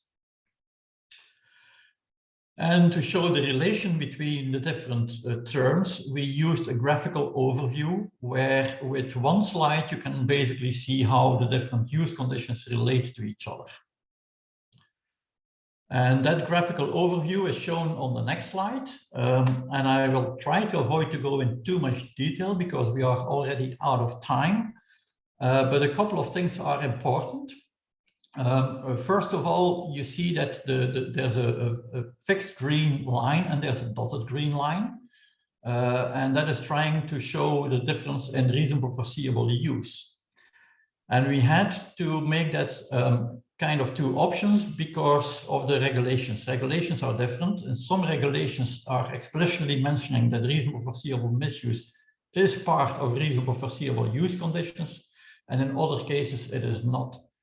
So that's why there's a dotted line there, and depending on the area or the regulation that is applicable, you may have to use the dotted or the undotted line. Another important part is if you look at misuse, and especially at the part abuse, that's a part where in general, which in general is outside of the target zone for standards and regulations. But also there we have to be aware that there are some exceptions. And a very specific case is, of course, is the area of security, because in security you are explicitly dealing with a possible abuse of the product with the intentional purpose to harm someone. So with that, I would like to stop the presentation, but I would certainly like to recommend everyone to download the document from BOSS and have a good reading. I'm surprised it's only there for a fairly short amount of time, but I've already heard from around the world that a lot of people find it very interesting and helpful document. So it would certainly be recommended to look at the document if you are updating your standard or when you have in your TC discussions about the use conditions and the terms used around it. So with that, I would like to thank you for your attention. And in case there are any further questions, you know how to reach out. Thank you, Jos, for this very interesting presentation. You already mentioned it. Yeah, it's nearly time, but I would like to close anyway with a few highlights and conclusions and the way forward. So we heard today about the problems we faced for getting our standards cited, but we were also given advice and solutions. So we heard the primary role of the HAS consultants is to assess the legal suitability of a harmonized standards that is offered for citation in the official journal. The European Commission, however, has the final decision on citation of a standard. We learned that there are 3 stages in the development of a standard during which you can ask the HAS consultant to assess your draft. So it's strongly recommended to ask for an indicative assessment of a first working draft or CD. Documents that will be submitted to inquiry, CDV, or formal vote at this will be sent to a formal assessment by CCMC. And, but only in exceptional cases, you can also ask for an assessment at publication. We heard the advice that you should verify your standards against the checklists. So the one that the HAS consultant will fill in and the one that you need to send to CCMC. This will avoid that you might overlook things that might lead to a non-compliant assessment. Be very clear on which hazards are deemed relevant and which of them are addressed in the standard. It was mentioned that the basis document is the ISO IEC Guide 51, completed by several other guides, such as IEC Guide 116 and CNLA Guide 32 on risk assessment and reduction for LVD equipment. Make sure that the normative references are taken up in the Annexes ZA and that they are dated, active, and published. If you need guidance on use conditions and standards, there's a very good guidance document on BOSS. Now, generally speaking, the IEC international standards and the European standards are of good quality and don't present compliance issues. I mean, in terms of requirements that would not be fit for purpose, but it's rather about making the European elements compliant. So Annexes ZZ, ZA, risk assessments. Some experts interpret the fact that their standards receive a lack of compliance assessment as a sign that they are not preparing a good standard. We want to break this idea here. You do a good job. Please just pay extra attention on the additional European elements of the standards. We still prioritize global standards before European common modifications, but our concern is the introduction of the European elements, and we strongly encourage you to encourage IEC to take the changes on board and to also introduce them at the international level. Failing that IEC takes the required changes on board, consider producing common modifications as an interim solution. This is until the next edition it can be prepared.